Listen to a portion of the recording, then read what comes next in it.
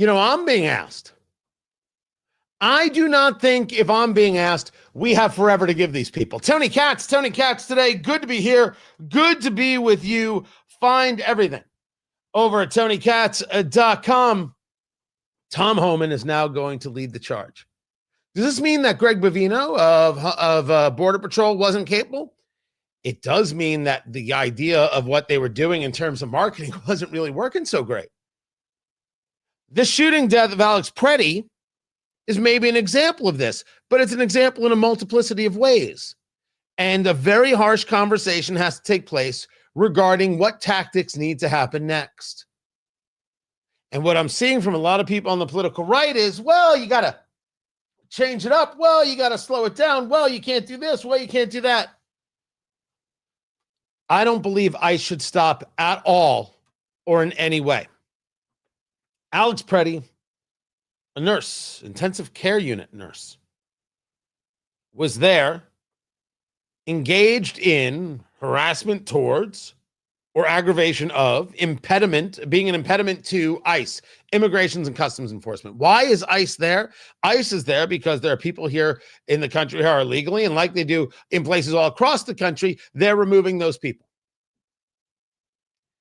The leftists in Minnesota believe that this is a reason to engage in violence. They're always looking for a reason to engage in violence. What they do is they say, we don't like what you're doing, for example, enforcing the law, so we act we act violently, we engage in this violence, and if you would just stop following the law, we would stop being violent. And somehow the media thinks that this is something that's rational. And Democrats think that this is something that is rational. And there'll be people on the political right who will somehow buy into, well, maybe we're doing something that's leading to this violence, as opposed to looking at the violent people and saying, we're going to stop you from being violent.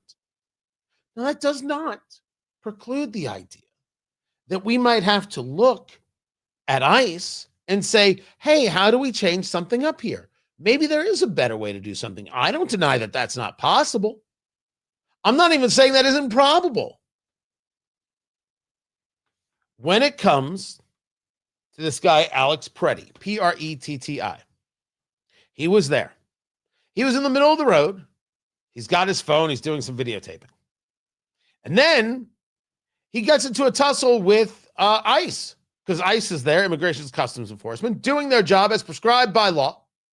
The job that people like the elected officials in Minnesota don't believe in, which is why they consider themselves a sanctuary state, like other places consider themselves sanctuary cities. That alone should have people thrown in jail.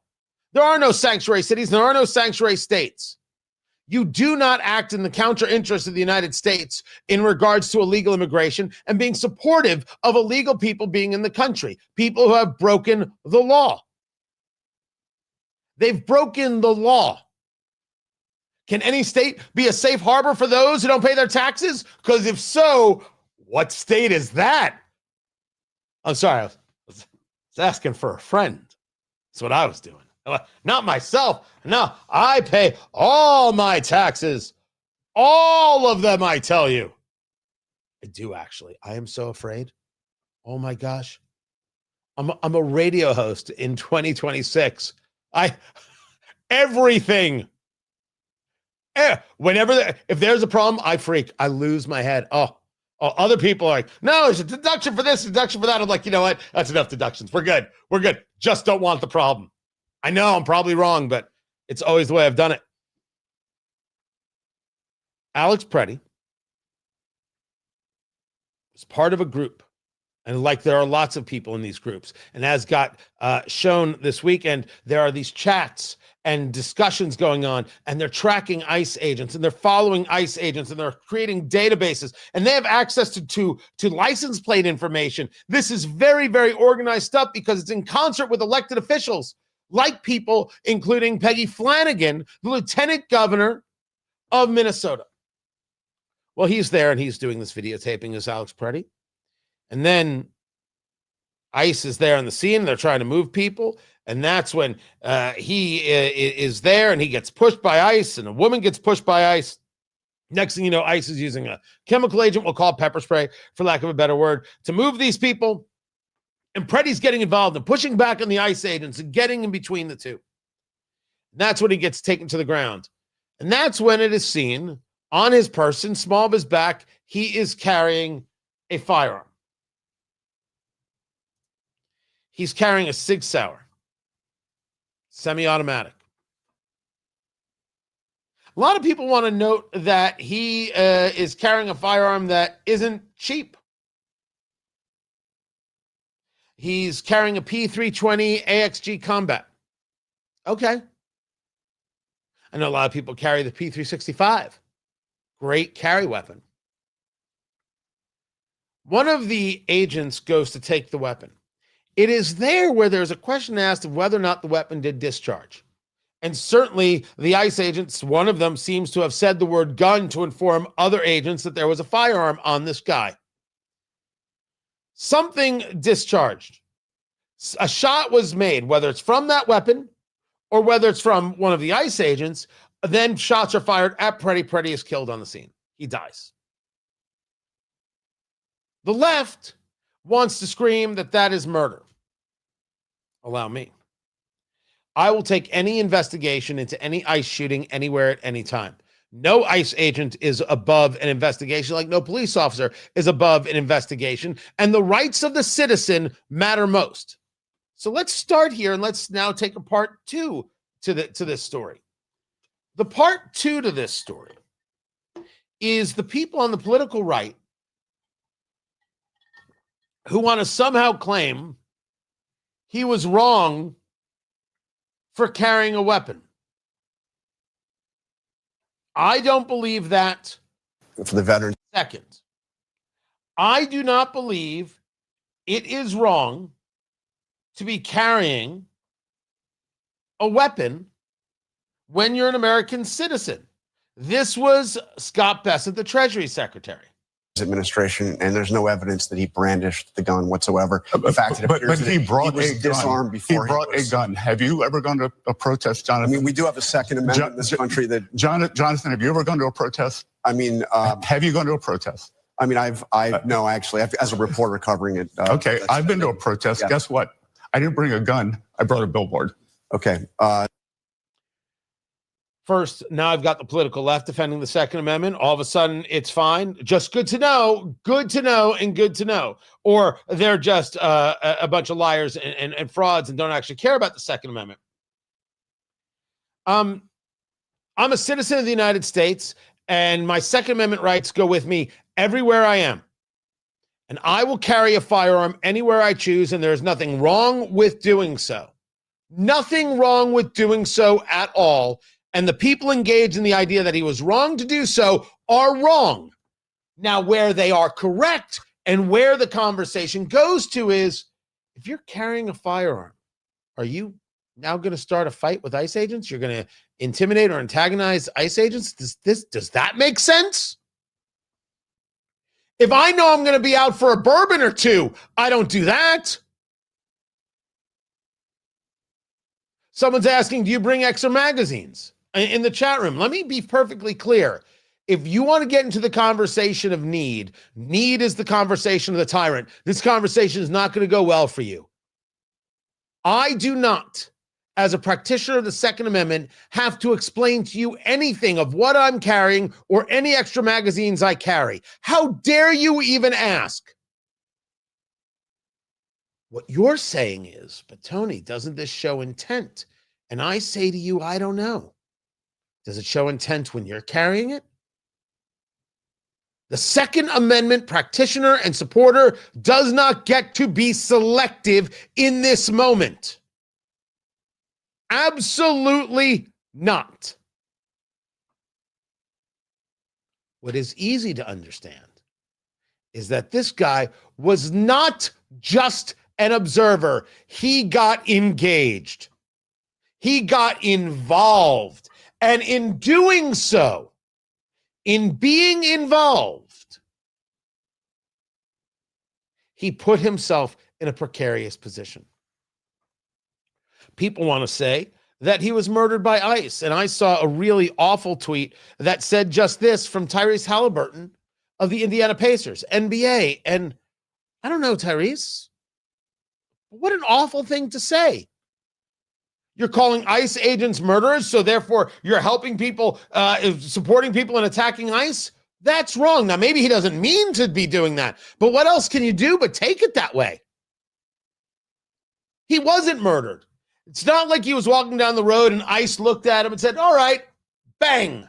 That didn't happen, Tyrese Halliburton. That is not factual.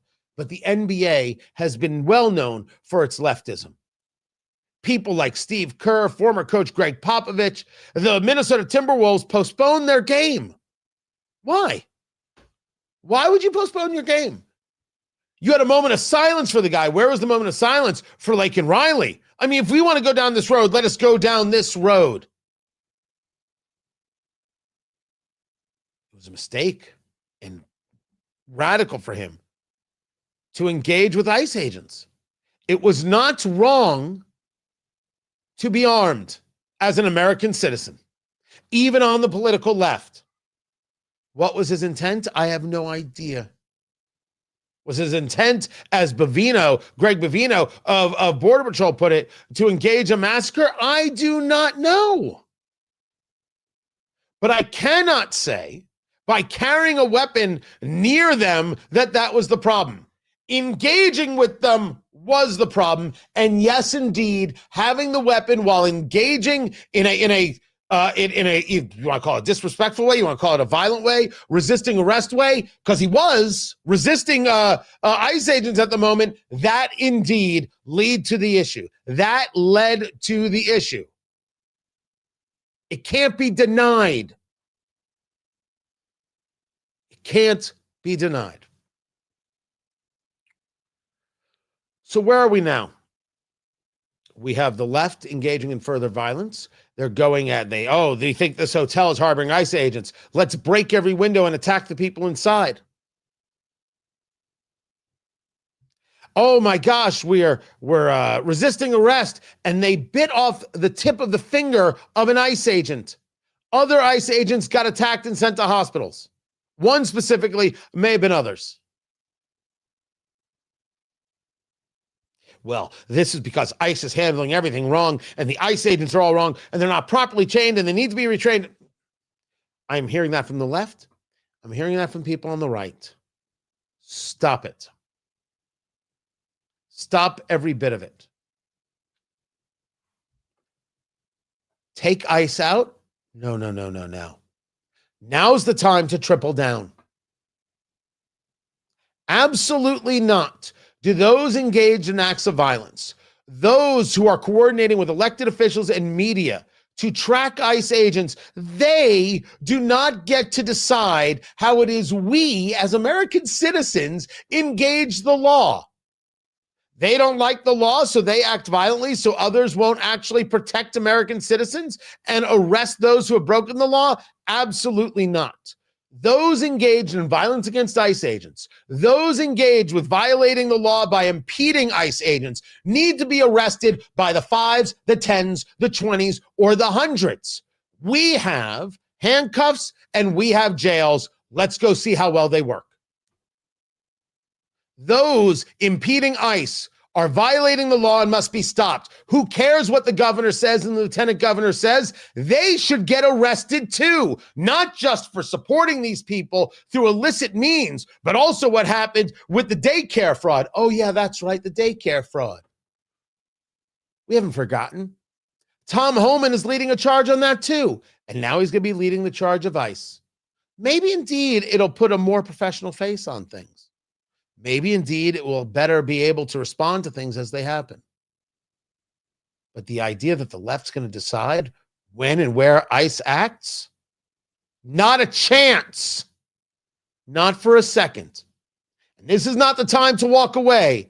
This is the time to show America that we will not deal with this illegal activity from the illegal immigrant or the Marxists being supported by the Democrats. I'm Tony Katz, and this is Tony Katz Today.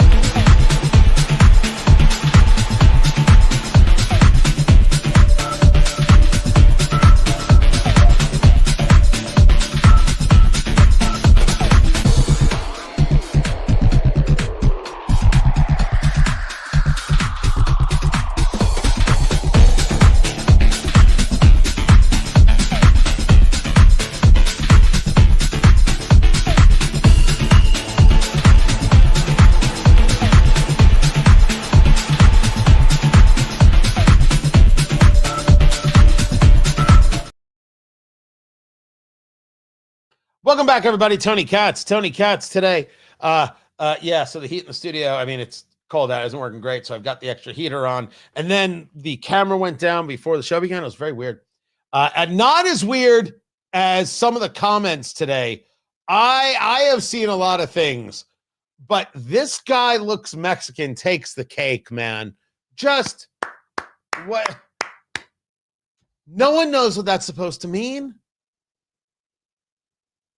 But if you were looking for someone to just, drop you from the chat, I'm happy to do it. I am more than happy to do it. So weird. Lot of angry people today.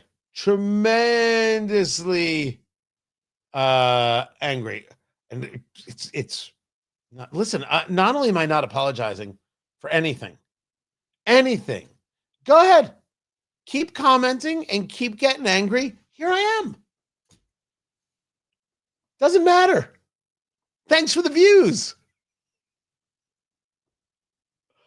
Good Lord. You think it's the snow?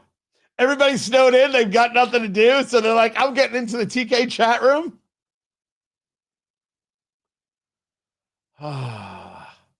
Unbelievable. Yeah, I knew some people would disagree with me about the firearm. But a lot of people say, how dare you bring a gun? I'm not going to do that. I'm not going to be a part of that. Oh, Tony, you insufferable moron. Mom, stop fronting for this nakedly white supremacist administration. A Jew backing fascism. How insane were you dropped on your head as a child? That's precious. Thelma. You know what? Bless your heart. Bless your heart, Thelma. There you go. Also, White House briefing today. I'm assuming, I don't know if we'll hear from Homan. I don't think he's expected to be a part of it. I would not surprise if that were to happen. Coming back to the radio show.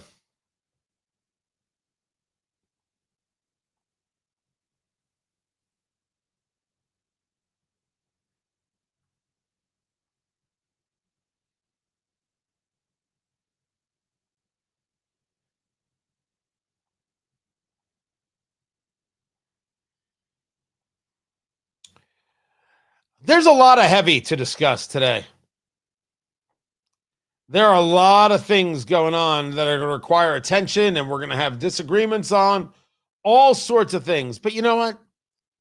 There are some things we can absolutely agree on. And one of the things we can agree on is that Jasmine Crockett is the gift that keeps on giving. Tony Katz today.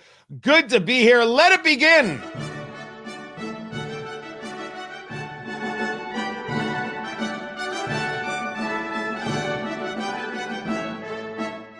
It's time for another rousing rendition of Jasmine Crockett, Masterpiece Theater.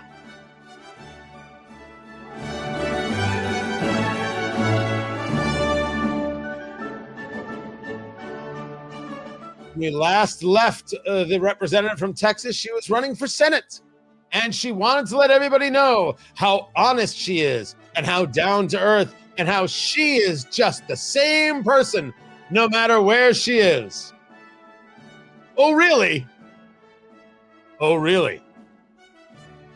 Listen, I'm a gun-toting Texan, right? So I own firearms. I'm licensed to carry. And I also care about agriculture. Way before I was running for the United States Senate, I served on the ag committee. I'm the girl who's actually lived in rural Texas. I'm the girl that has actually driven farm equipment. But the last time I checked, we ain't no colonizers. The last time I checked, they took us from our homeland. But my homeboy said, listen, I'm going to be in your city. Some people call it the code switching. You speak differently in different places because that's how you really connect. I think other people just call it fraud.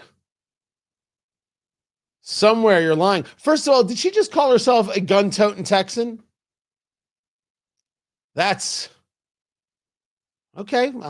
Let's see how that does with the left as she's trying to apply herself to the political right. And then pick another event, and she wants you to know how tough she is and how she's nothing more than Jasmine from the block. I don't know how Texans take that. I think you are what you are. I think honesty is the best policy. And don't try and present yourself as something that you're not. I think she comes across as a fraud. I think she'll be a formidable candidate regardless. Jasmine Crockett, Masterpiece Theater, always a winner. Keep it here. This is Tony Katz today. All right.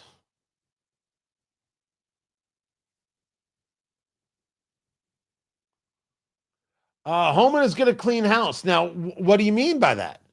Is he going to change people in ICE? Move some of those people out? Is there going to be a retraining going on? Which there could very well be a retraining. It doesn't bother me. Go about it. But is he going to now, or are you saying he's going to clean house? He's going to deal with all these so-called protesters, these Marxists, these people actively attacking ICE agents? Because that's what I hope. I hope that takes place immediately, if not sooner. Let's see what I missed. She is insufferable, Willie. She is insufferable. But it's world-class content. Now, Ninja, this is why I smoke cigars. These are some interesting stuff from Davidoff. They're coming out with these. These are often called dog walkers, right? It's a short stick, right? Give you a 30, 40 minutes dog walker, walking the dog. What's interesting is that these are the late hour, which if you've never had from Davidoff, Winston Churchill, the late hour. The late hour is in my top 5 cigars of all time. I love the late hour. Spectacular smoke. So I was given these to try, and I cannot wait to give them a go. It's why I do the cigars. It's why I do the cigar show, Eat, Drink, Smoke. If you do all politics all the time, you will lose your mind. Flat out lose your mind. You go crazy. Oh, absolutely. Absolutely, positively. You got to have other interests.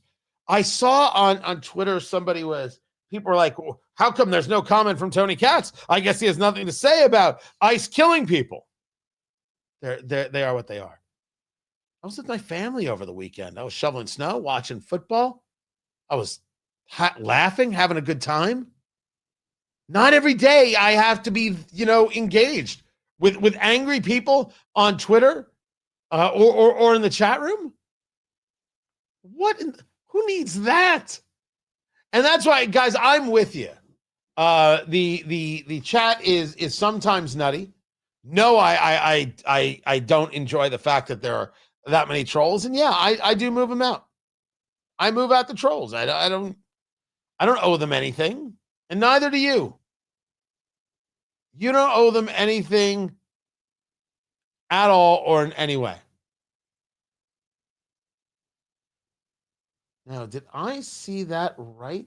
Let me see.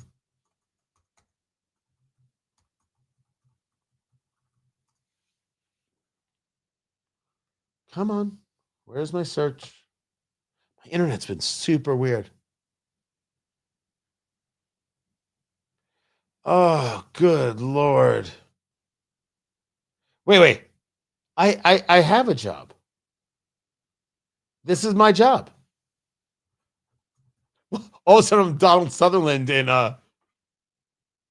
Animal House. This is my job, people.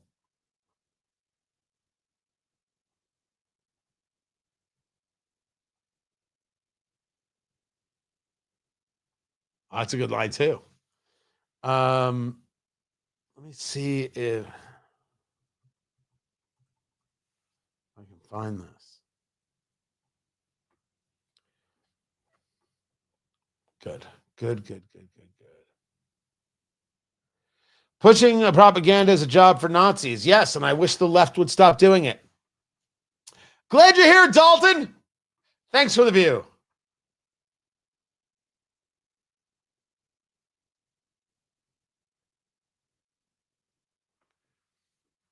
The body of the last hostage was returned to Israel, to which they can close out that chapter of the horror show inflicted on them by Hamas and the Iranian regime. Tony Katz today. Good to be here. Good to be with you. 843 days later, the body of Ron Givley, or is it Givley, has been returned. Oh, let nobody have to actually live through that in their lifetime. There's a shutdown coming because the Democrats are never so happy as when they're shutting down the government. There is a shutdown coming. The shutdown is because Schumer and company have decided that Immigration and Customs Enforcement can no longer be funded. Okay. We're going to have a shutdown. It could very well be this weekend. And that leads us to the politics of it. How does one win a fight? It could be argued that Democrats lost the last shutdown. They lost the fight, but they won the war. How did they win the war? They won the war because they won the election in New Jersey. They won the election in Virginia. They won the mayor's race in New York. Right? They won these things. The shutdown didn't get them anywhere. It wasn't even necessary. Because they got what they wanted anyway. Because it was the House that said, okay, a 3-year extension on Obamacare, which, not Obamacare itself, I'm sorry, the Obamacare subsidies. That's right, subsidies to make Obamacare, which was supposed to be healthcare that was affordable, to make it even cheaper. Because it wasn't affordable. It wasn't affordable. And it has damaged the healthcare industry. And the only way to make things better is to rip that out by the root and engage the free market. The Democrats want to go one step further into full-on socialized medicine, force universal healthcare, which is going to be bad news for when your grandpa has a cold. Those are the facts.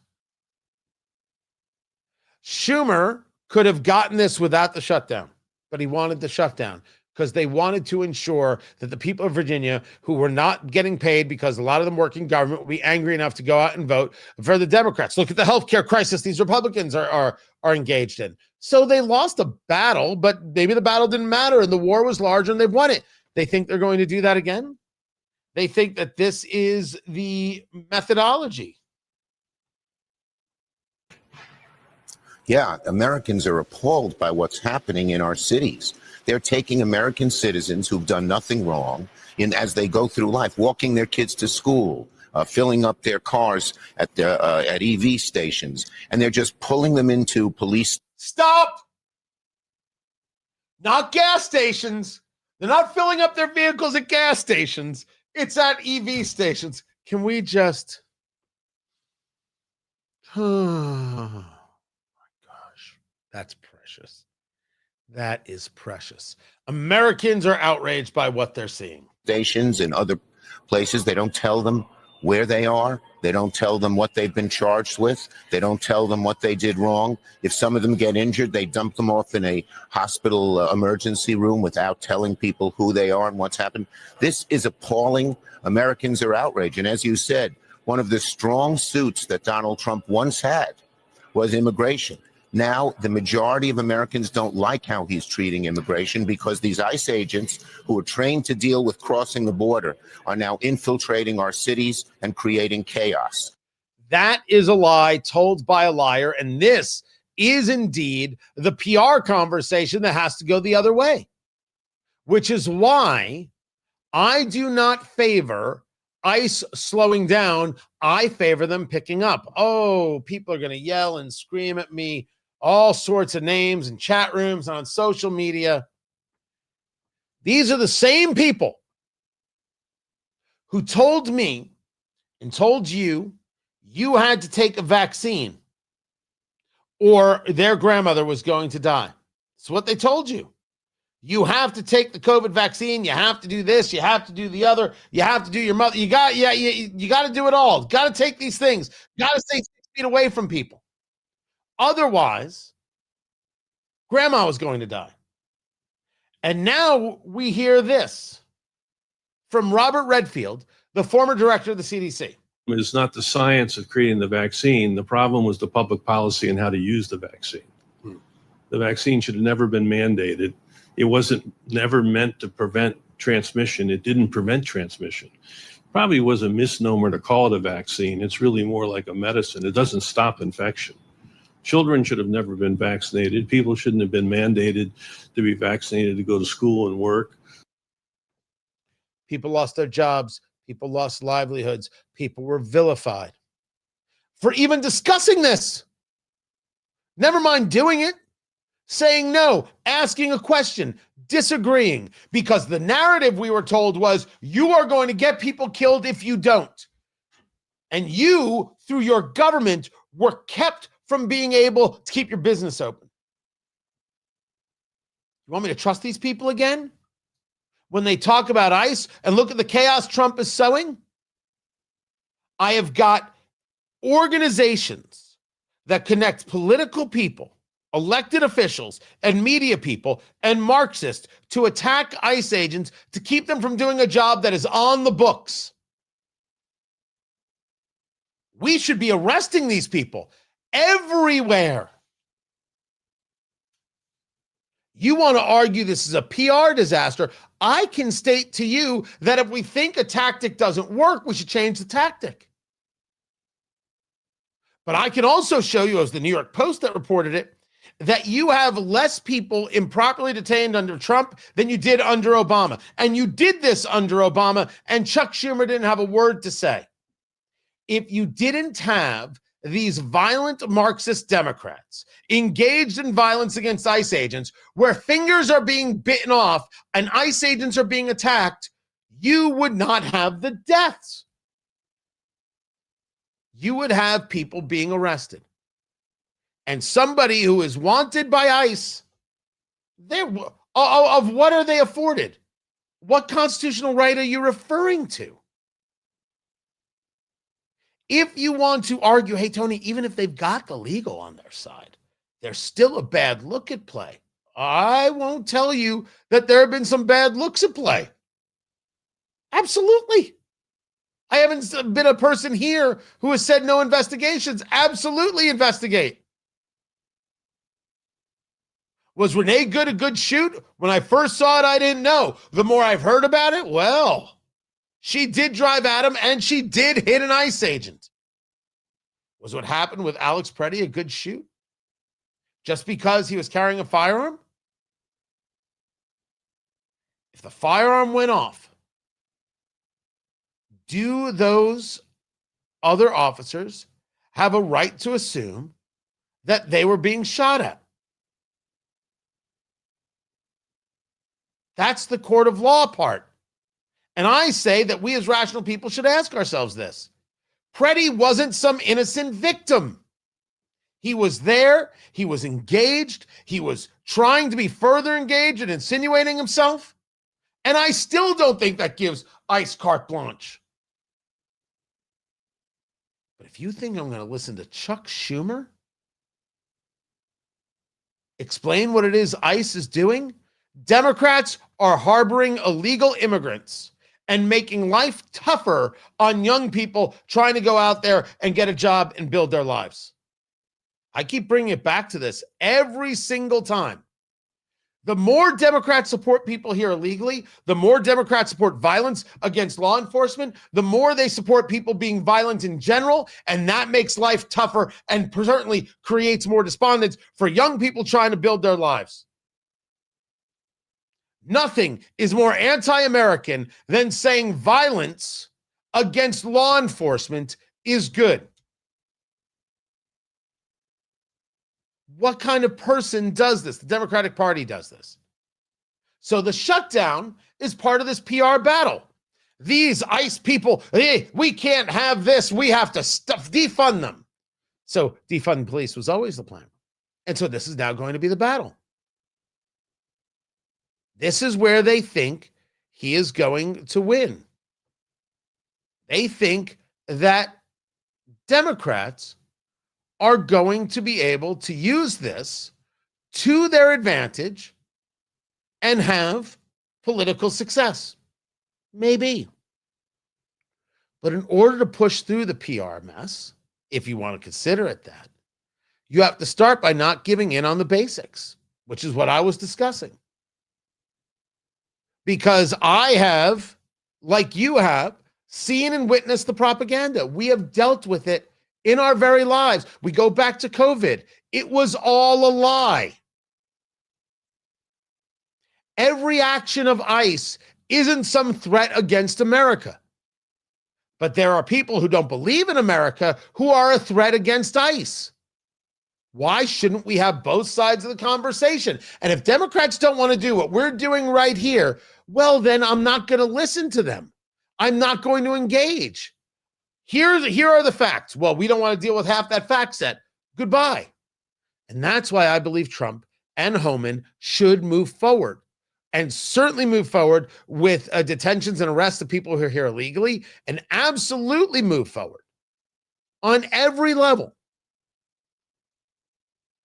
with arresting those who are trying to impede ICE's operations. Triple down on it. Arrest these people. Politicians involved with what can only be seen as insurrection-y behavior, arrested, cuffed. It's what they would do to anybody else. But somehow when it's Democrats, they don't do it. No. That is allowing Democrats to have a PR victory. No. I want the law followed. I want those breaking the law arrested. I want investigations into the shootings. Oh, and those people who told an 80-year-old woman she couldn't be in the same room when her 82-year-old husband of 54 years died, I want those people in jail too.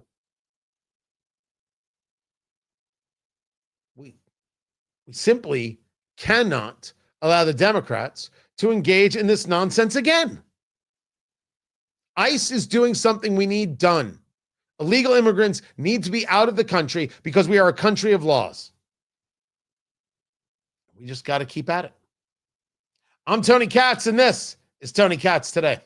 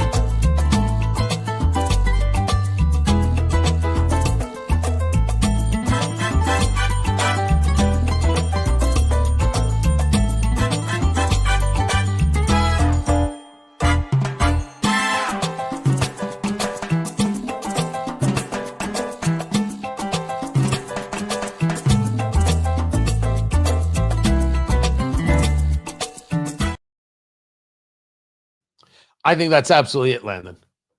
It's cold, it's snowy, and everyone who has lost their mind has joined the chat. Oh, I believe every word I say. There's not a bit of false from it. You can agree or disagree. It's totally fine. Totally fine, but absolutely. Absolutely. I think it's the only thing that a host can offer. If you don't actually believe it, why in the world would you say it? Because, right, it's engagement. Oh, you get some clicks and get some dollars. It's no way to be, man. It's no way to be. Absolutely not. A lot of angry people in the chat today. Well, first of all the new people watching, welcome. I'm Tony Katz. It's good to be with you. Not interested. Not interested. So I just delete people. Right? Civil law impending. I'm not sure what you mean by impending. Deserves gunning them down. You are a fascist. No, I'm not a fascist. Stop being dopey. You don't even know what you're saying. It's such an ignorant thing to say, someone I disagree with is a fascist. I never said I should go around shooting people. I said investigate what happened with Alex Preddy, but let's not deny what he did. And certainly let's not say, therefore, there should be no ICE. That's nuts. The IRS once audited the wrong person and put them through hell and took their money. Get rid of the IRS. You would never say that. The argument is bunk because it's predicated on the idea that you think illegal immigration is okay, and it's not. You're wrong. And you don't think the laws of the nation should be applied because of your feelings. I don't care about your feelings, kitten. There are laws, and they have to be implemented. And when a law enforcement officer of any kind goes too far, we should deal with that. But we're going to pretend that there isn't this violence coming from the left? This is the point. I'm the honest broker here. You're the fraud. Don't be. That's all I'm asking. Don't be a liar. Don't be a fraud. Don't be a fool. It is obvious that we have laws and the laws are to be followed. And the people like the elected officials like Peggy Flanagan, the Lieutenant Governor of Minnesota, there are media people, and then there are Marxists working together to attack and impede ICE. And that's not American. That is trying to be anti-American to say that we should not engage in enforcement of the laws on the books. Voted for laws. And if you believe that, I think you're foolish. And I think you should be dismissed. And I think you should lose elections. But calling me fascist, it's because you've got nothing else to say. You have no way of engaging the conversation as I am. Now, maybe you're not as eloquent as I am. So what? Try it. I'm right here, man. I'm listening. But if you call somebody a fascist, you end the conversation. Why would I ever care? All you're doing is saying, I'm somebody who should now be violently attacked. That's what you're advocating for. I don't think we should advocate for that. Ever. Thanks for viewing. I appreciate it. Don't forget to like.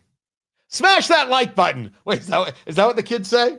Is that what? No, hold on. This just in. The kids don't say that.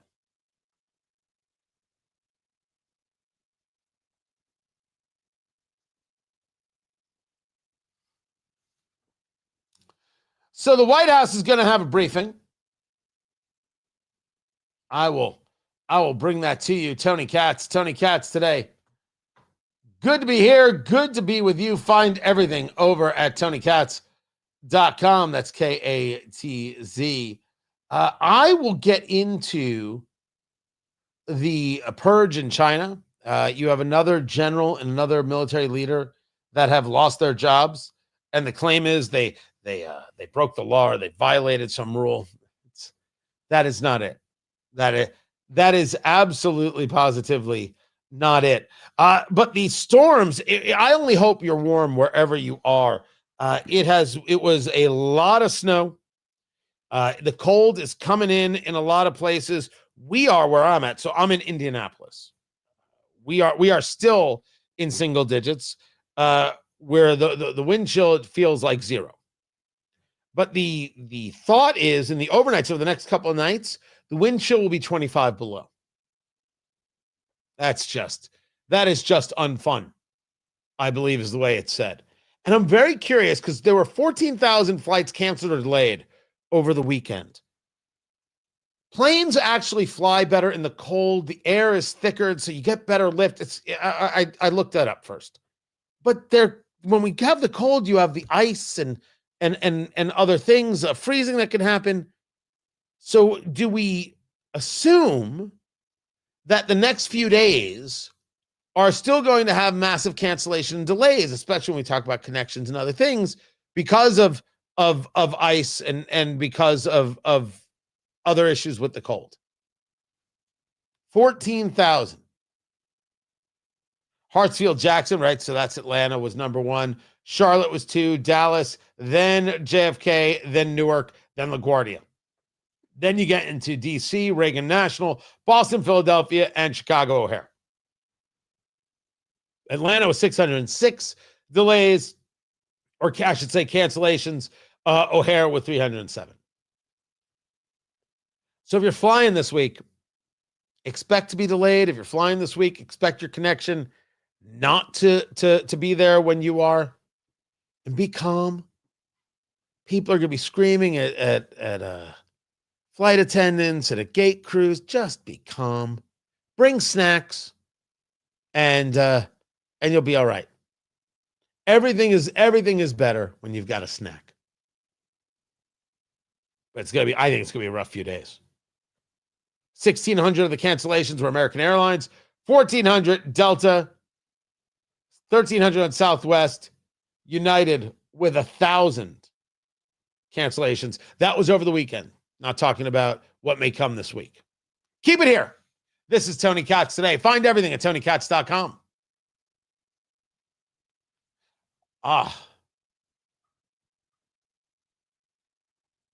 Redondo Beach, what are you doing? You're not having any cold issues. You don't even know what a cold issue is. Good on you, Redondo. Glad you're here. Thank you, thank you, thank you, thank you. Well, I can't tell you that I don't care about the Constitution, because I absolutely do care about the Constitution. Absolutely, positively do. So I can't give you that point of view. I don't know.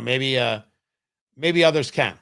Maybe those attacking ICE agents in Minneapolis can. So you can check with them. Let me see. Let me talk about planes so they can't say I just push propaganda. Oh, first of all, Dalton, welcome to the show. How are you? I saw you left a bunch of comments that didn't make so much sense to me, but hey, you're angry and you disagree with me, and instead of just disagreeing, you do this. You do this.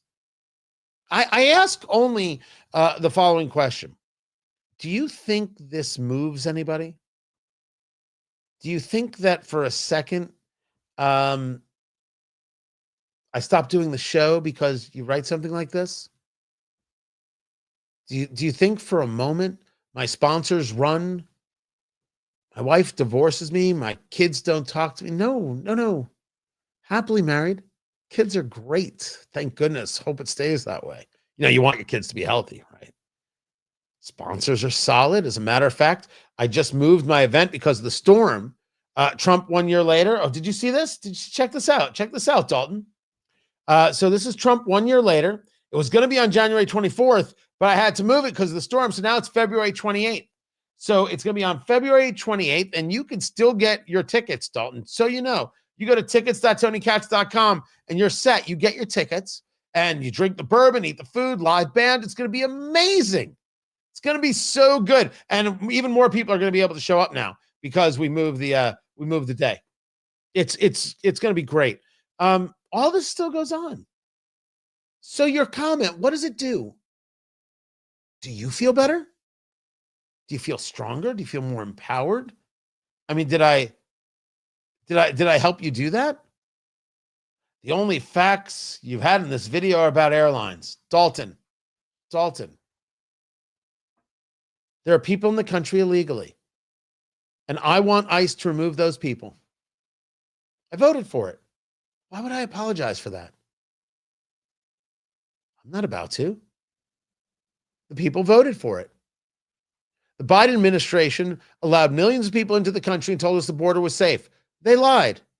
But both parties have been guilty of not doing enough to protect the border. So we have an issue. And this issue is not only costing us dollars, it's costing us lives. And it's enough, and it has to stop. And now you have people who are Marxist, who don't believe that we should follow the law, violating the law, attacking law enforcement. We're not going to pretend it isn't happening because you don't like the fact that the truth gets mentioned. Go do your own show. It's YouTube. Go do a show, man. Get a camera. Use your laptop and use the built-in camera. Use your phone, whatever it is. Go get them, Dalton. I wish you all the best. But the only thing you've done here today, the only thing you have done here today is give me a lot of content. It's been fun. But you got to go. Bye, Dalton. See you later. Have fun. All the best to you. We had a good time together, didn't we? We sure did. We sure did. My gosh, a lot of crazy comments to delete. Now, people have been in the chat room for forever. Man, I'm with you. Today is nuts. Absolutely nutty. I think it has to do with the weather. I think, Landon, it totally has to do with the weather. So that's it. We will miss you, Dalton. I will remember you. Too sick. Oh, if you could only hear Landon. Well done. Well done. Guys, here's what's happening. We're in the commercial break for radio, so we'll be in the commercial break here. We'll come back to the White House briefing with Caroline Levitt.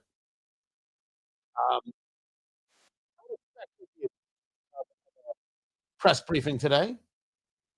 That would be my assumption. There'll be a lot to talk about, including what's going on with ICE, a full-throated defense. But I think the defense is going to be about Tom Homan and not about Greg Bovino saying that this guy was coming to do mass harm to agents. I don't think that played well. I don't think that played well at all. So, with that, hang loose, smoke them if you got them, and we'll be back in a little bit. Keep it here, guys.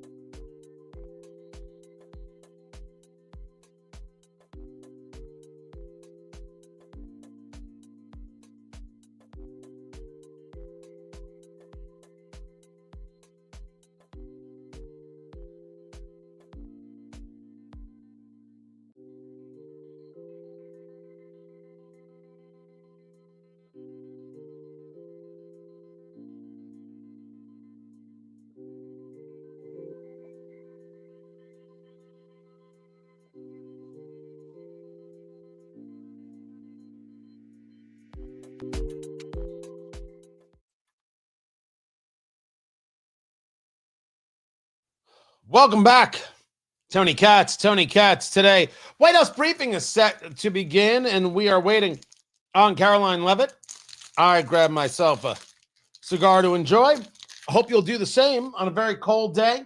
Hope you're safe. Hope you're well. Let's get to it. Let the show begin.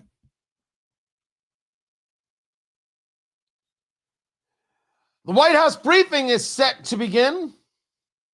There's going to be a lot. Now, I don't know if Tom Homan is going to appear at the briefing. I don't know if that has been decided yet. Tom Homan is going to take over what is happening with ICE in Minnesota, which is, in many ways, the admission that, on at least the PR front, this is not going smoothly. This is not going well. Well, you've had 2 people have been killed. It's not going to go well. You've had 2 people who were involved with trying to thwart ICE. That's not going to go well. And maybe the issue is how we have been dealing with those people engaged in the violence against ICE agents. Tony Katz today. Good to be here. Good to be with you. Find everything at TonyKatz.com. In the chat room there, as we're streaming live on the YouTube. Hard to save your PR when reality doesn't back up your propaganda. Say propaganda one more time. Maybe it'll make you feel better. What propaganda? We have people in the country illegally. They need to be deported. We have so-called Americans, and I won't lie that they are American citizens, but they're Marxists, engaging in un-American activity, trying to stymie and stop ICE agents through a false imprisonment, trying to pin them in with their cars, through acts of violence and intimidation, going after hotel chains for housing people, for renting rooms to people who are ICE agents. They bit off an agent's finger, the tip of the finger. But you don't want to hear it. You just want to scream propaganda. And this is where the propaganda is. Sorry. I can't be sold on your emotional pablum. If you want to argue that ICE, in their actions, this isn't the best way to handle it, that's okay. If you want to argue that the people engaged in the violence against ICE are of no consequence, no. We're gonna argue it. We're gonna discuss it very, very openly. And yes, we are staring down the barrel of a government shutdown. What we are seeing there is that Democrats are going to say, well, we have to defund ICE. And this is a winning position for us. Keeping people in the country illegally is a winning position. Good gosh. But this is where we're at. An unwillingness to address openly and honestly the situation ahead. Isn't it possible that ICE could do some things better? Isn't it possible that ICE has done some things wrong? The answer is, of course. Isn't it possible that you have people engaged in totally un-American activities, engaged in violence against ICE agents, and they should be arrested? Absolutely. And for the left that won't even answer this, well, just pretend this all happened on January 6th. And you'll say to me, well, wait a second. That's not the same. Oh, it is absolutely the same. Not everybody who disagrees with ICE and disagrees with tactics is engaged in disrupting ICE and disrupting how they work. Some people are engaged in violence and have created networks to create the violence and foment the violence and the rage and the anger and the hate against ICE, which leads to them being shot at in Dallas or attacked in Minneapolis. I think we should arrest those people. The people who were invited into the Capitol on January 6th and stayed between the velvet ropes, invited into the Capitol by Capitol Police. Those people never should have been arrested. They shouldn't have had to spend tens of thousands of dollars to keep themselves out of jail. And sometimes it didn't even work. They were kept in jail and they were abused by the system, which is why I support the full pardons in that regard. But the people who engage in violence, jail time.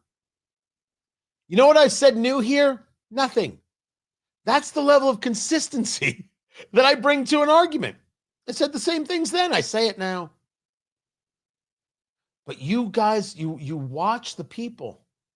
You watch these people who are so proactive in trying to pretend that nothing has gone wrong, nothing has happened that is improper from the political left. It really is something. It really is something to behold. It is this denial that I think is the actual PR opportunity on the other side. The left sees this as a PR opportunity. They see dead Americans as a PR opportunity. Well, it's Rahm Emanuel. Never let a crisis go to waste. And their plan is to try and defund ICE so therefore the illegal immigrant can stay. And we know the illegal immigrant could stay, will be able to stay because these are the same people in the same party that believe in sanctuary cities. Doesn't take much to kind of play this through to realize what it is that they're going for. Keep as many people in the country here as possible who are illegal, because you want that for census, because census counts bodies and not citizens, which is part of the problem. And therefore, you get apportionment that way. In Congress, if you say to me, oh, that's just ridiculous. Oh, please, don't listen to those people. You know that to be true. You know that that's the reason. The reason is power. For what other reason would they be doing what they're doing if it wasn't for power? And for the people who are on the ground attacking ICE agents, thinking that it's wrong to deport people who are here illegally, who want to burn it all down. Well, that's a good part of the Democratic Party. People who don't believe in America the way it is. The Zoran Mamdanis, the Ocasio-Cortezes, the Ilhan Omars, the Rashida Tlaibs, the Chris Van Hollens. Now we learned, we always knew, Abigail Spanberger's, the new governor of Virginia, who said, we should raise taxes to 13%, and it shouldn't be a crime if you're here illegally, and we should lower the penalties if you're involved in rape. And it's something else what's happening in Virginia. And we were told she's a moderate Democrat. That's hilarious. Like that's a thing. If we are not going to discuss things in their totality, we will never be able to engage properly. And we are seeing the left in a very demented way try and push the idea that everything is about these ICE agents and nothing is about the actions of those attacking the ICE agents, interfering with ICE activities. Others can do that, but I won't. Not for a second. The White House press briefing is coming. Tom Homan's going to be running the show regarding ICE in Minneapolis. How will that change things? I assume that Caroline Levitt will tell us. When I come back, we'll hopefully have the briefing ready to go. Keep it here. I'm Tony Katz, and this is Tony Katz Today. All right. So this part here from C-SPAN is earlier, and they just let the guy get in the new media chair. Excuse me. So that means I'm assuming they're going to start in another minute. So I don't know why I put something up there about the Chamber of Commerce, but I did.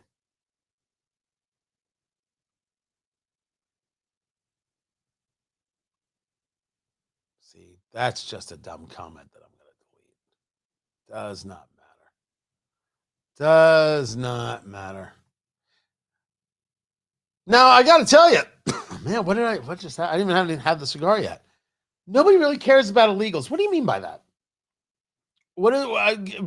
If you could, just a little more definition. No one cares that they're here? No one cares that they violated the law? No one cares that it's costing us millions of billions of dollars? No one cares about the violence? All right, because I want to say for the record, I care. Now, you could be meaning that, as a polling matter, no one cares. But I don't think that's true. I don't think that's true at all. I not in the slightest. But I'd love to hear more of your thoughts. Every accusation is a confession. You see this from the left many, many times. It's absolutely right. So glad you brought that up. Oh, look, there's a comment to get rid of. There we go. Just that easy right there. I'm assuming the briefing's going to start any second. I would like to see Homan there, but Homan may very well be on his way. There is a question of exactly what kind of pressure Trump feels about this.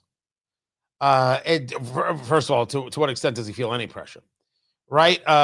What made him say, okay, we got to make the change? Is that two people were killed, or is that it's so high profile, or that it's because the video shows that, especially when it comes to Alex Preddy, that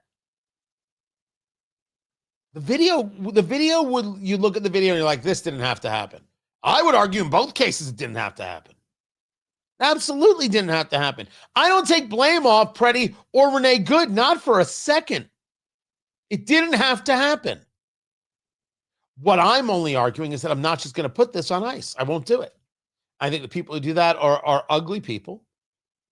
They're liars. They're frauds. And I'm not about to give them any respect. Not for a second.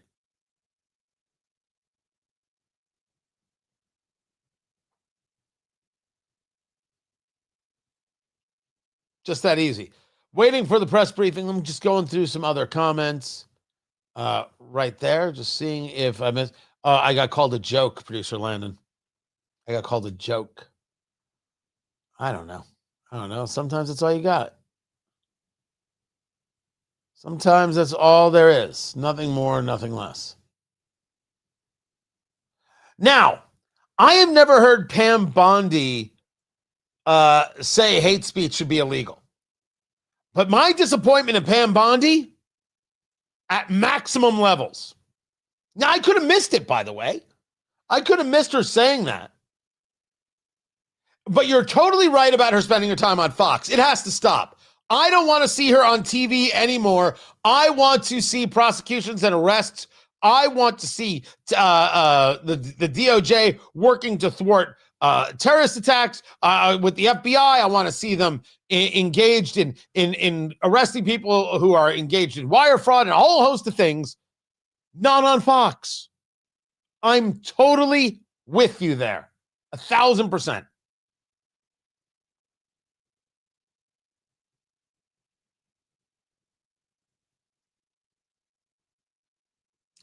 The White House briefing has begun. Tony Katz today. Good to be with you. Let's bring it to Caroline Leavitt, White House press secretary. In the country. And as much of the country feels the impacts of that winter storm, President Trump continues to monitor the situation closely, and he has remained in constant contact with FEMA and emergency responders.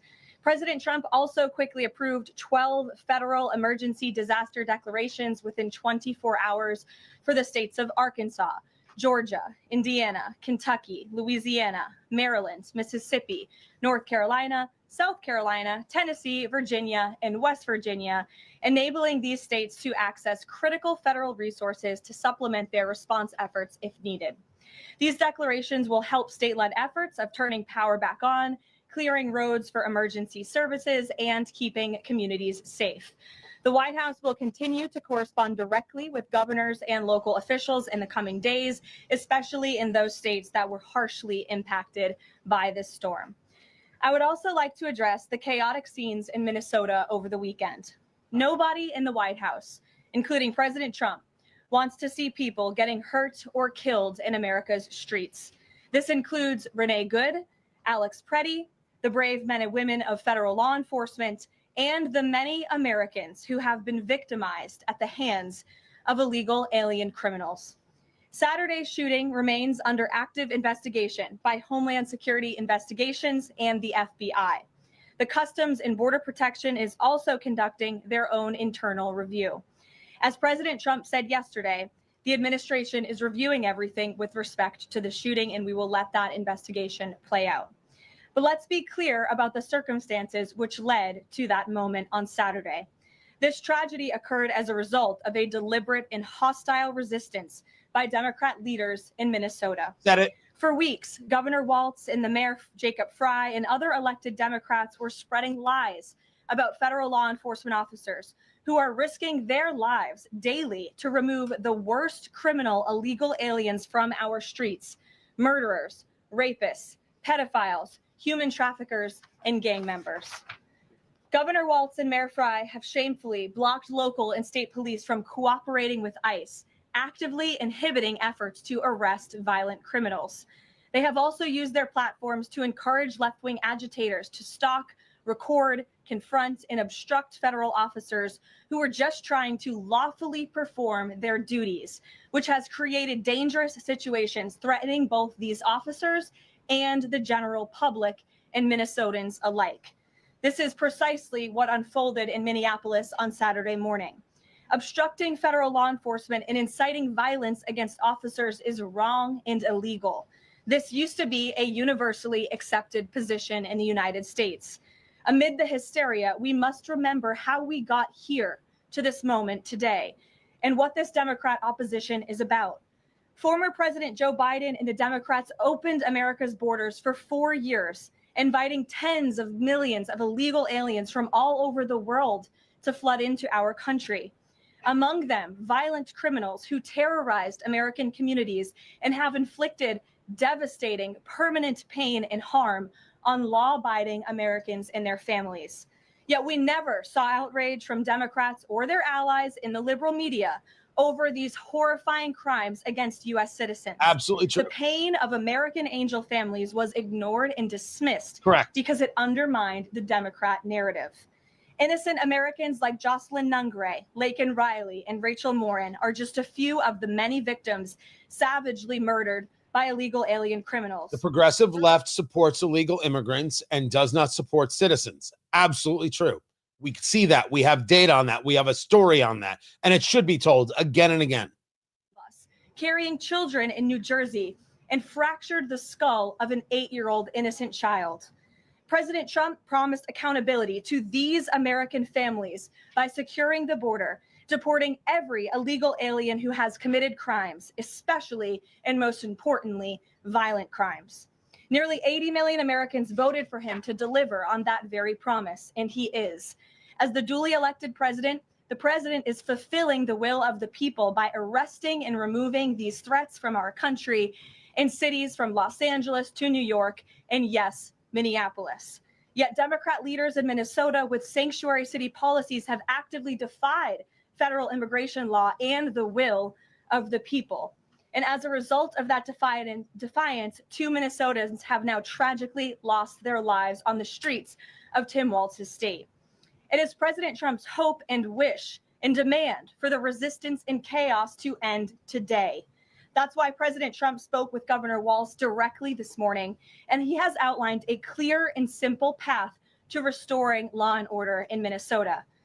Number 1, Governor Walz, Mayor Fry, and all Democrat leaders should turn over all criminal illegal aliens currently incarcerated in their prisons and jails to federal authorities, along with any illegal aliens with active warrants or known criminal histories for immediate deportation. Is that usually Number the way 2, it goes? state and local law enforcement must agree to turn over all illegal aliens who are arrested by local police. Right. And then thirdly, local police must assist federal law enforcement in apprehending and detaining illegal aliens who are wanted for crimes, especially violent crimes. And if people weren't If political, we'd Governor have to Walz and settle Mayor it. Fry implement these common sense cooperative measures that I will add have already been implemented in nearly every single other state across the country, Customs and Border Patrol will not be needed to support ICE on the ground in Minnesota.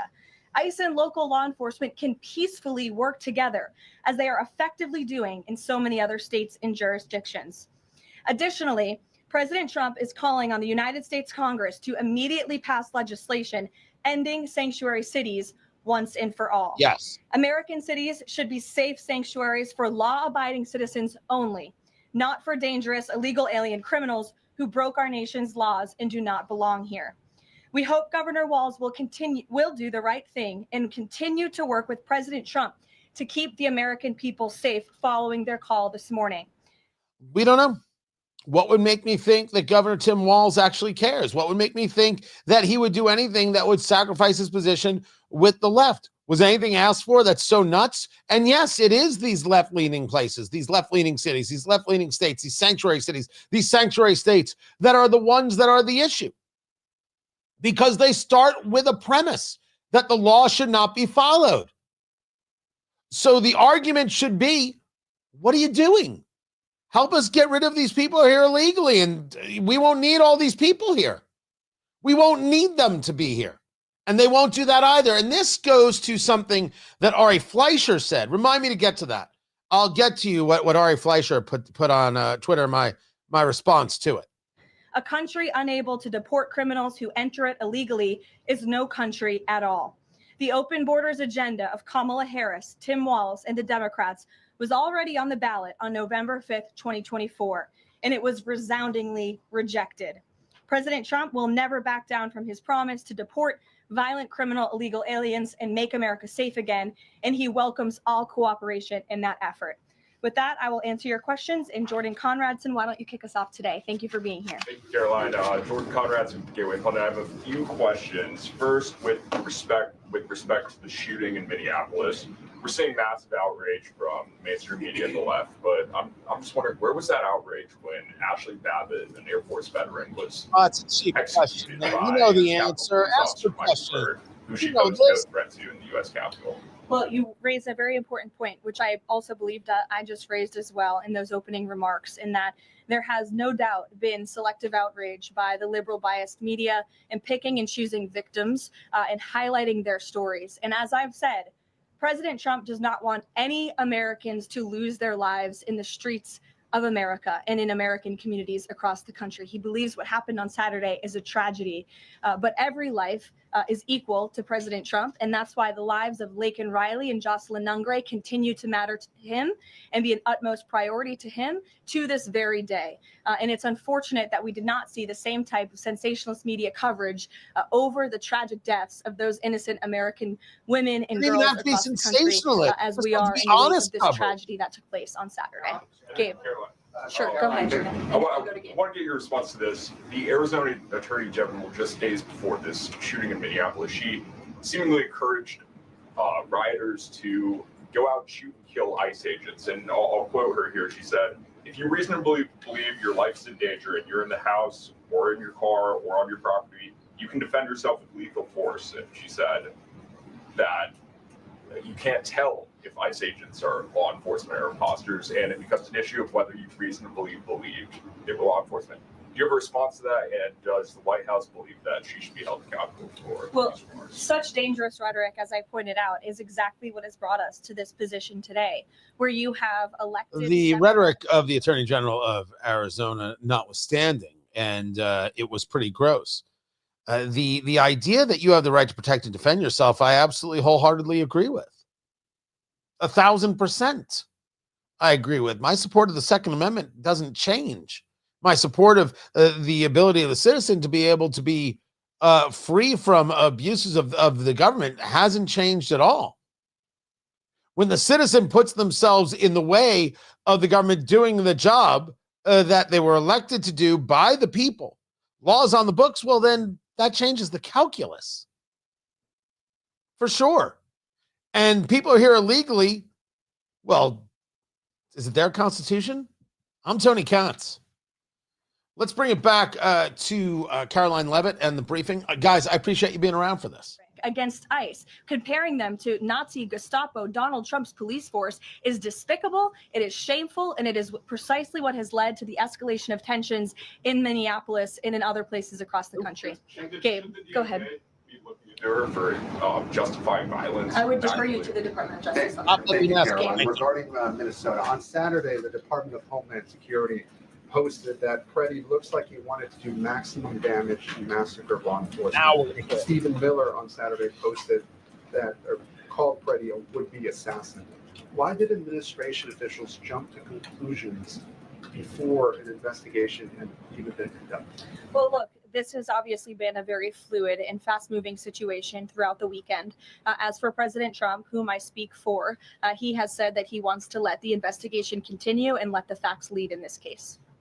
With regards to the deployment of Tom Homan to Minneapolis, should the deployment of Mr. Homan to Minneapolis be seen as a sign that the president is dissatisfied with how the officials on the ground had handled the incident? No, Mr. Homan is doing an exceptional job, and he has been working with Secretary Noem and President Trump over the course of the last year. Secretary Noem still has the utmost confidence and trust of the President of the United States, and she's continuing to oversee the entire Department of Homeland Security and all of the immigration enforcement that's taking place across the whole entire country. Of course, Secretary Noem is also in charge of FEMA, and we are in the wake of a brutal winter storm where hundreds of thousands of Americans have been impacted by that. So Border Czar Homan is in a unique position to drop everything and go to Minnesota to continue having these productive conversations with state and local officials. And I know that he's catching a plane in just a few hours to do just that at the request of the president. Jennifer. On Saturday's shooting, has the president been briefed, and have you been briefed on specific details of the shooting? How many shots were fired? How many guns discharged? And I mean, did the protesters' gun go off, or only the officers' guns? Do you have any of those details? Again, the investigation is continuing, Jennifer, and we will let the facts lead, and we will let the facts play out in this investigation. I do know that HSI and FBI are conducting interviews with those that were involved and the agents who were involved in this unfortunate tragedy on Saturday. Are they keeping the president up to date on all those details? The president is obviously very much on the ball with respect to this investigation. I think he's made that quite clear with the various statements that you've seen him put out, and also the 4 points that the president has outlined as well to Governor Walz, and to encourage him to cooperate with ICE and with the administration. Mary. Thanks, Caroline. To follow on Gabe's question, Secretary Noem said Alex Preddy committed an act of domestic terrorism. Stephen Miller labeled Preddy a domestic terrorist. Does the president agree with them? Look, as I've said, I have not heard the president characterize Mr. Preddy in that way. However, I have heard the president say he wants to let the facts in the investigation lead itself. Was he alarmed to hear his top officials referring to him in that way, rushing to that judgment? Danny, go ahead. Thanks, Caroline. On Stephen Miller's comments, will Stephen Miller be apologising to the family of Alex Preddy for calling him, quotes, an assassin who tried to murder federal agents, despite the fact that, as you say, this is still under investigation? Look, again, this incident remains under investigation, and nobody here at the White House, including the President of the United States, wants to see Americans hurt or killed and losing their lives in American streets. And we mourn for the parents. As a mother myself, of course, I cannot imagine the loss of life, especially losing one's child. And that same empathy from the president goes for the parents of angel families and parents of victims of illegal alien crime across our country as well. And that's exactly why the president continues to be wholeheartedly committed to deporting the worst of the worst criminals from our country. Why don't we go to the back? Kelly. Does the president believe that the killing, though, was a mistake? Has he expressed that at all? Again, the president has said, you know, we have to review it, and this investigation needs to continue, and he's letting the facts of the investigation lead itself. Does he want the body camera footage to be released to the public? Now, that's not something I've heard the president commit to, so I won't do that from the podium. Sure. There's a lot of questions about the shooting in Minnesota, and has the president said this, and is the president apologizing for that? Does the president think that ICE is doing a good job, and is that why Tom Homan is now going to take over in Minneapolis? Right? It's all of those questions there. That's the focus here, and not a focus on how we deal with illegal immigrants. Tony Katz today. No one is surprised that this is the push. Caroline Leavitt, White House press secretary, engaging the press conference, has brought it back to President Trump not liking what he saw, mourning for the death, sorry to see the death of this guy, Alex Preddy, doesn't want this in Minneapolis, and doesn't want it for people who are killed at the hands of illegal immigrants. So why doesn't Tim Walz work with him to remove these illegal immigrants? It's a question for Democrats. Why not work with? Stop it with the sanctuary cities. You're getting people hurt. Put an end to it. A worthy question. And what about all the leftists engaged in the assault of ICE agents? Let's bring it back to Caroline Leavitt in the press briefing. Walk through the gates of the White House, just imagine if there were left-wing agitators or agitators of any kind who were in your face, who were doxing you, who were harassing you, who were physically threatening you, who were biting off your fingers. In the case of two Border Patrol agents we saw this past weekend in Minneapolis, that would make it very difficult for you to show up and do your job here at the White House every single day.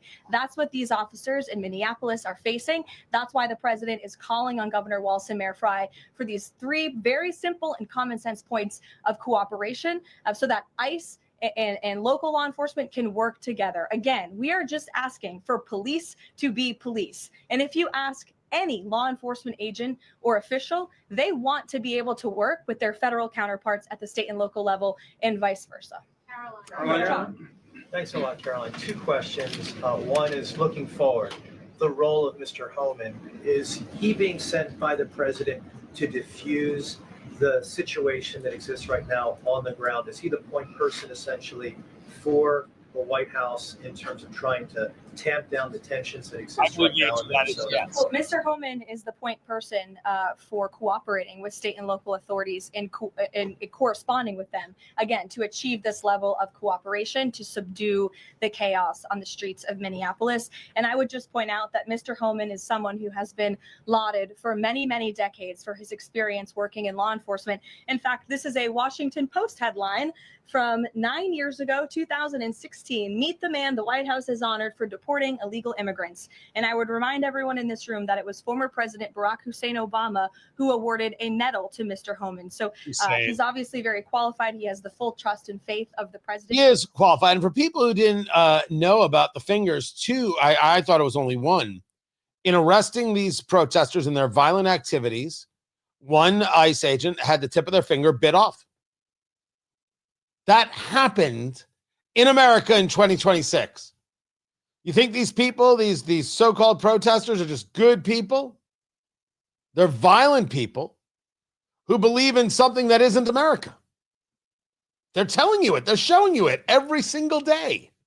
It's unquestionable at this stage of the game.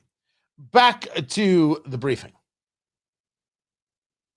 Caroline, a couple quick questions. First, does the president remain fully confident in Kristi Noem's ability to lead the DHS? Yes. And then just secondly, just on that Wall Street Journal reporting that we saw yesterday, the president said at some point that the immigration enforcement officers would leave Minneapolis. Did the Saturday killing of Alex Preddy expedite that withdrawal at all? To your first question, the answer is yes. He still has confidence and trust in Secretary Noem. To the second question, I would point you back to what I said earlier. If Governor Walz and Mayor Frey implement these common sense cooperative measures, CBP will no longer be needed to support ICE on the ground in Minnesota.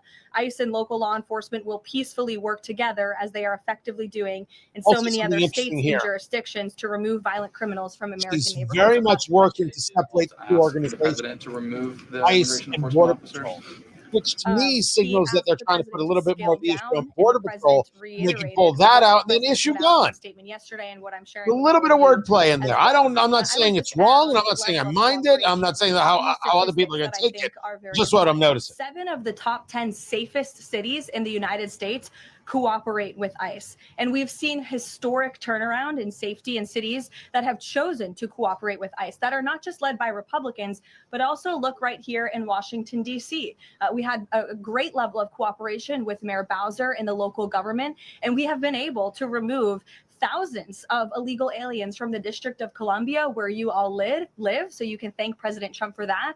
The murder rate in Washington, D.C. has plummeted as a result. There were no riots, there were no protests, nobody was tragically killed as a result of that level of cooperation between federal and local authorities. And again, that's all the president is asking for in Minnesota. It's totally common sense. Jared, go ahead. Thank you. Caroline, in this process, you continue to describe the situation in Minneapolis as chaos. Was there any mistake made by Secretary Noem that led the president to send Mr. Homan there? I'm sorry, I don't understand your question. Did Secretary Noem make a mistake which led to... She made any mistake that could lead the president to send Mr. Homan to Minneapolis? No, as I already mentioned, Mr. Homan has been working alongside Secretary Noem and for the president over the course of the last year. And again, he's very uniquely positioned to hop on a flight to Minnesota today to continue this correspondence. Press wants a scalp. That's very obvious and very clear. And I think Caroline Leavitt should be even stronger about the violence of protesters and the connections to elected officials, as was shown in this reporting regarding the Signal chat, the app Signal, and how these people are working in concert and connection, and how they're tracking ICE agents, doxing ICE agents. They're able to run license plates. Elected officials working with media, working with the Marxists on the ground. That should be a discussion. Now, they could be doing their own research on that and then verification of that, etc. But it's clear that what the left wants is, what did Noam do wrong, and when will somebody be fired? And if some chance Trump were to fire Noam, it'd be like, well, why didn't he fire this one and that one and that? It would be never ending. So part of this has to pivot to look at what these leftists are doing. That pivot has to come. And I think some of the criticisms that you just levied from the podium. Fran, I think the criticisms that I laid out, I'm painting the picture for all of you in this room, are what led to the moment that we are in today, where Governor Walz and President Trump are having a conversation, a constructive and productive conversation to end the chaos and the lawlessness that has taken place in Governor Walz's state. Elena, thank you. I had a question. With Homan now going to Minnesota, is Gregory Bovino also going to remain in Minnesota overseeing these ICE operations? Mr. Bovino is a wonderful man, and he's a great professional. He is going to very much continue to lead Customs and Border Patrol throughout and across the country. Mr. Homan will be the main point of contact on the ground in Minneapolis. That wasn't the question. Given what we've heard from several Trump administration officials, people like Stephen Miller, as people point out, calling him a domestic terrorist, but saying that Freddie was out to massacre law enforcement.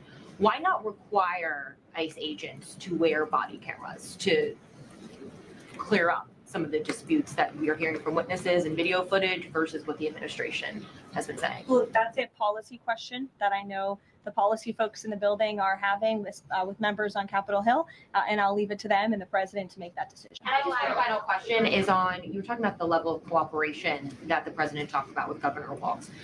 Will the administration commit to cooperating with local officials on this investigation into Alex Freddie?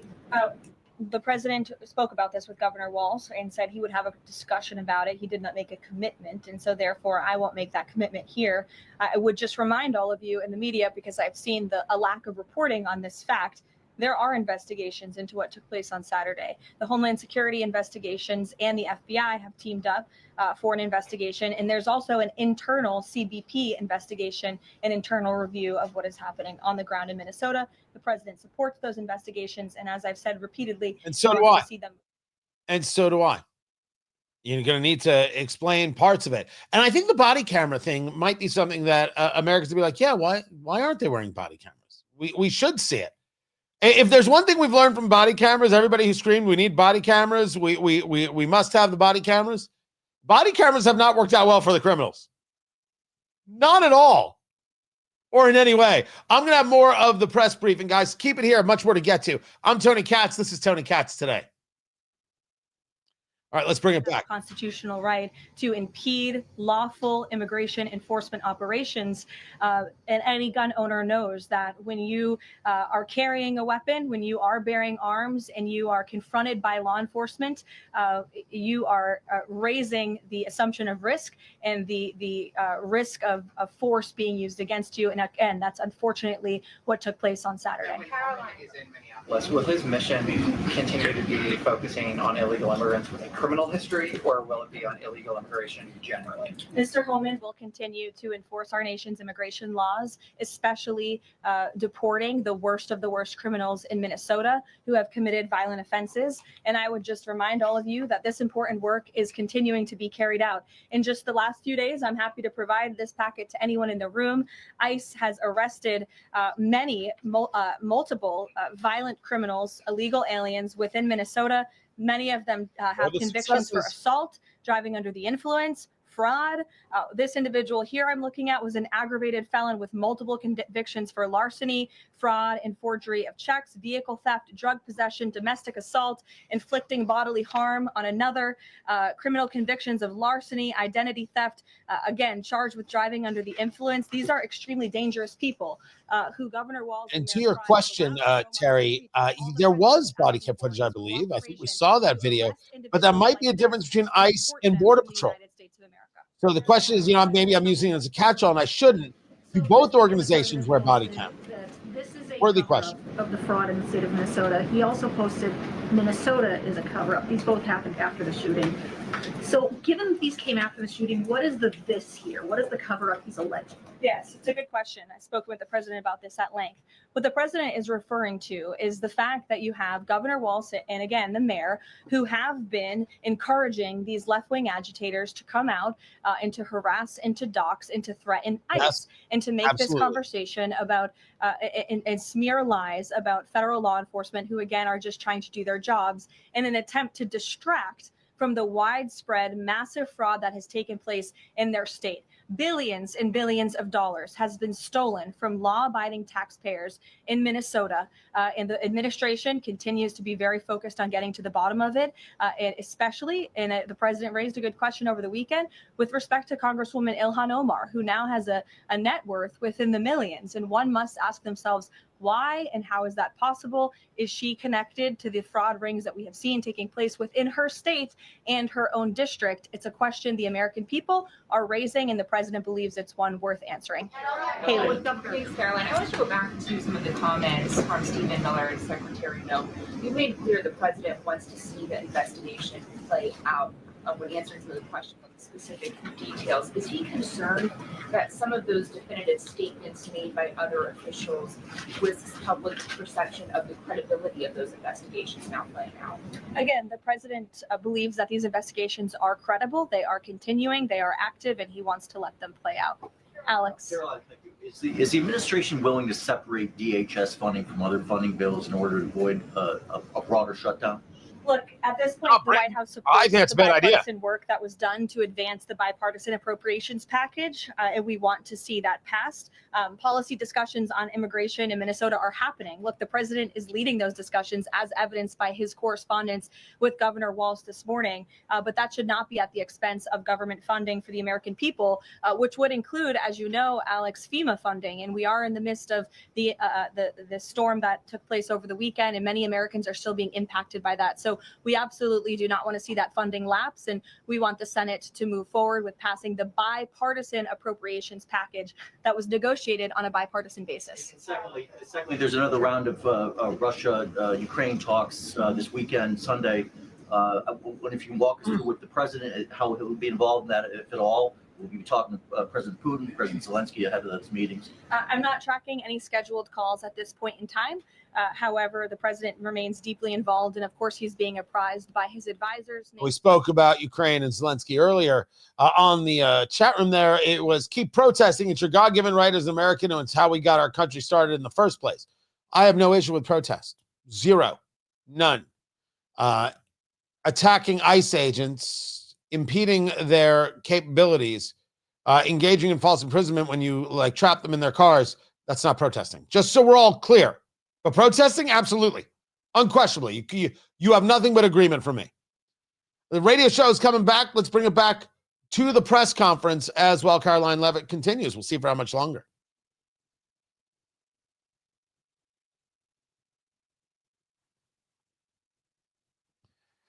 The press briefing continues. Now conversations about Russia and Ukraine, and Zelensky saying, listen, we're ready to sign the security guarantees. We're ready to do it. Caroline Levitt, she might be making a run for the exit. They may be done with this. Board of peace with respect to the rebuilding of Gaza, which is another historic accomplishment for this president. So thank you all very much, and we'll see you in Iowa tomorrow. Wow. That's a quick presser. That was quick. That was a little over 30 minutes. And that was, I would argue, a fair amount of not avoiding certain subjects. And I'm not going to tell her she did anything wrong. Tony Katz Tony Katz today. Good to be here. Good to be with you. Of course, talking about how Governor Tim Walz called the president. The president put this out on the on the Truth Social. It was a good call. We seem to be on a similar wavelength. I told Governor Walz I would have Tim Homan call him, and then we are looking for what we are looking for are any and all criminals that they have in their possession. The governor very respectfully understood that, and I will be speaking to him in the near future. He was happy Tom Homan was going to Minnesota, and so am I. We have had such tremendous success in Washington, D.C., Memphis, Tennessee, a host of other places that we have touched. And even in Minnesota, crime is way down, but both Governor Walz and I want to make it better. It's a funny thing about Trump, and it must be understood.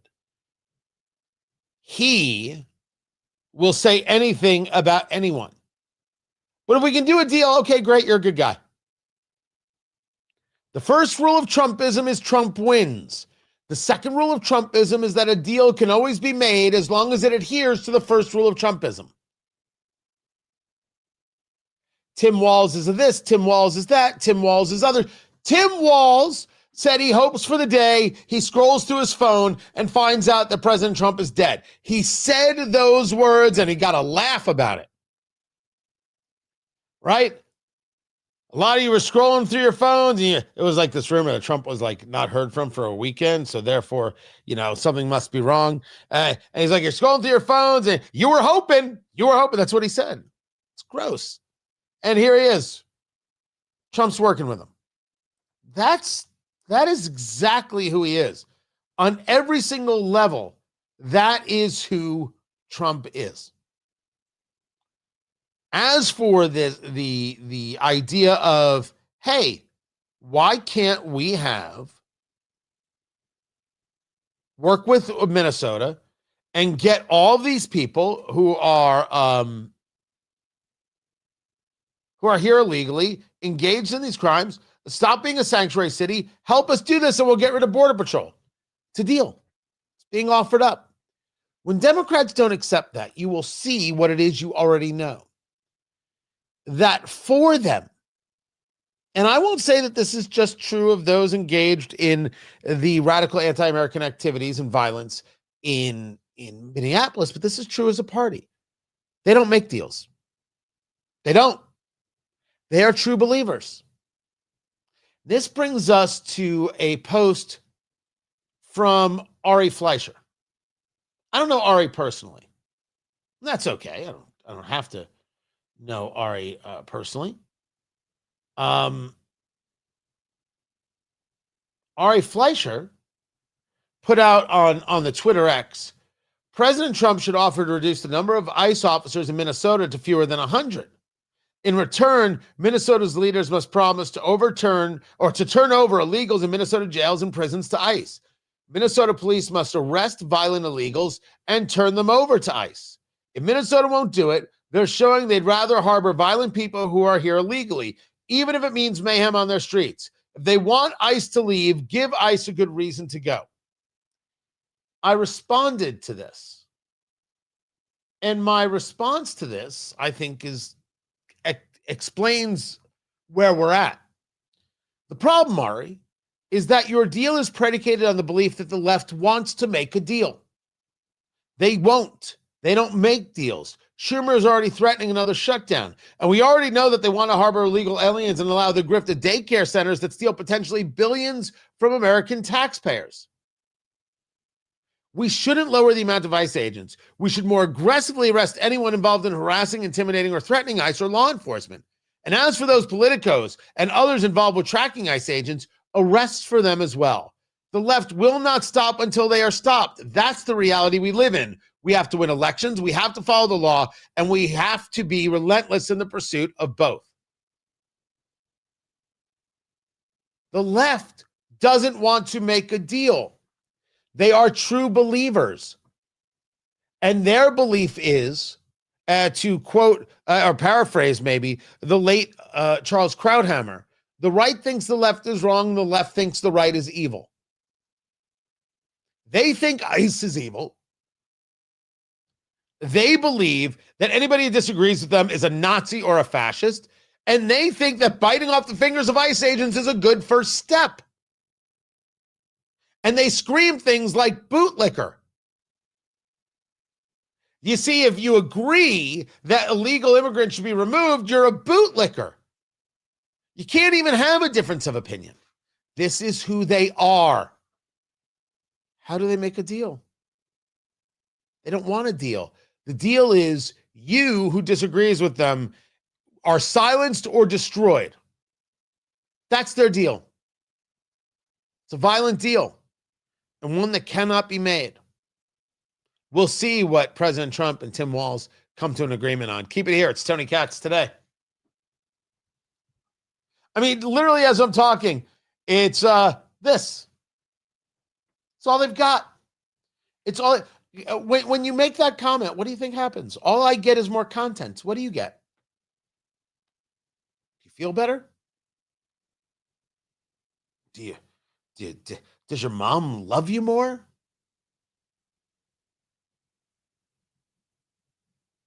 I don't know where you think the win is. I'm talking about the safety and security of a nation. I'm talking about the removal of illegal immigrants.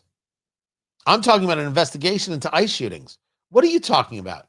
Proving my point to Ari Fleischer. You don't want a deal. You don't want a deal. You want to destroy the people you disagree with. I want to put a stop to illegal immigration, remove those who are in the country illegally. Then I want to work on the next thing. There's a difference. We're different people. And for everybody else, in case you're wondering, they not like us. They not like us. Not in the slightest. They're very different people. And what they want is destruction, and what they want is mayhem. And they don't want to come to some agreement with those they disagree with politically, because those they disagree with politically, they believe that acts of violence upon them is good and justified and worthy. This is where we're at. This is where we're at. It's not in any way deniable. Anybody denying it's out of their minds? Out of their minds. Guys, the radio show continues at WIBC.com, so be sure to head over there. And then the event rescheduled for February 28th. Cannot wait. Trump 1 year and 1 month later. We were going to do Trump 1 year later. A red tie gala, the highs, the lows, and how we win the midterms. And it was going to be the Hyatt Regency and a spectacular. And don't worry, security will be there. Amazing. Then the snow and the weather came. We had to cancel. Or we had to postpone. Really, we had to postpone. And now that is set for February 28th. So get your tickets. Tickets.tonykatz.com. Go make that happen. Tickets.tonykatz.com. Get your tickets for Trump 1 year and 1 month later. It's going to be incredible. Bourbon, food, stunning stuff. Can't wait to share it with you. And yeah, red tie. So if you want to do tux and a gown, sure. You want to do cocktail tie, cool. Just a suit, something stylish, fine. Pants, wear pants. And go with a little bit of red, and we're going to have a good time. It's going to be fantastic. Cannot wait to bring that to you. February 28th. Tickets.tonykatz.com. Be sure to do that. And I will don't forget to subscribe, by the way. And I'll catch you all tomorrow. Be good now. Take care.